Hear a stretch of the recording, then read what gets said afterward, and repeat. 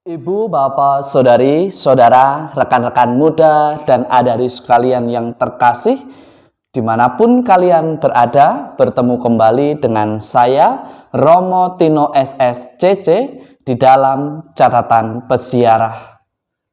Percaya dan mengakui tentang sesuatu yang tidak kita lihat bukanlah perkara mudah. Oleh karenanya, kita orang beriman diajak untuk percaya di dalam iman akan kebangkitan Tuhan kita Yesus Kristus.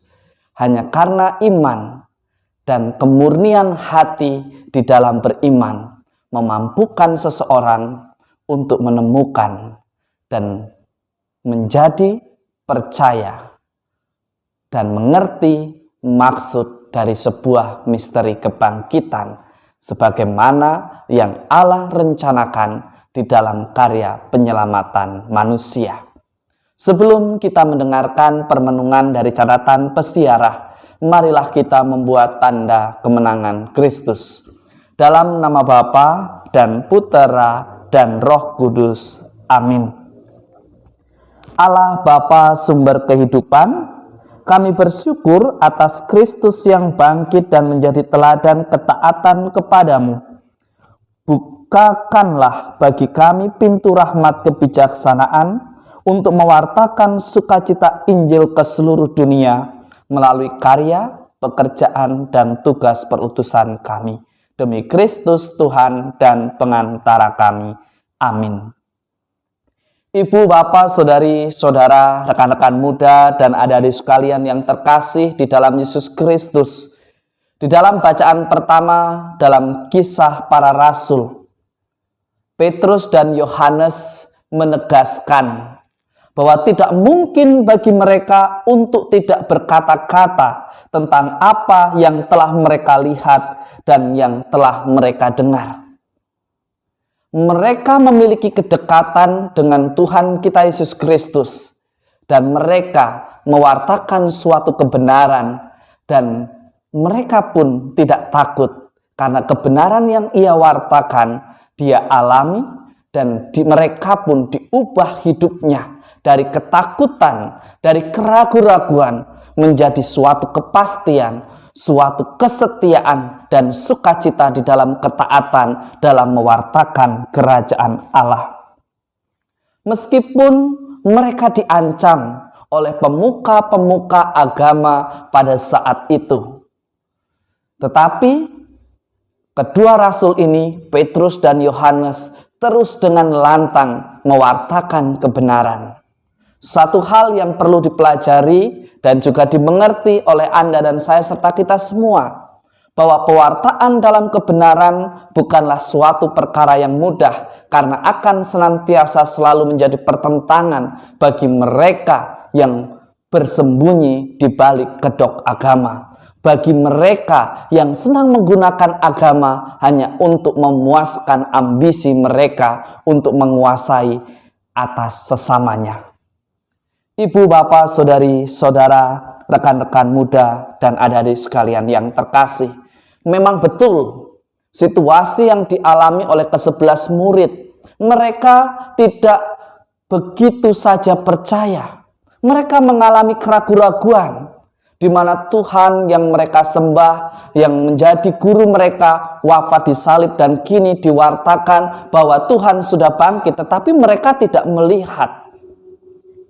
Mereka pun mengalami keraguan-raguan, sulit untuk percaya karena mereka tidak mengalaminya sendiri. Begitu pula Anda, saya, serta kita semua. Kita dibaptis dan menjadi percaya akan Tuhan Yesus, sebetulnya itu semua memampukan kita karena iman kita. Dan bukan karena kita melihat, tetapi karena iman kita yang membawa kita memiliki relasi yang mendalam dengan Dia dan merasakan kehadiran Tuhan di dalam persiaran hidup kita. Memang tidak mudah percaya kepada sesuatu yang tidak kita lihat. Tetapi faktanya, kepercayaan itulah yang membuat keutuhan keluarga kita tercapai. Yang membuat keutuhan dan kebersatuan komunitas religius, komunitas menggereja, dan sebagai warga negara tercapai. Ketika ada rasa curiga, ketika ada rasa keraguan-raguan yang tidak mau berani mencari kebenaran, akhirnya justru membawa bencana di dalam persiaran hidup orang beriman.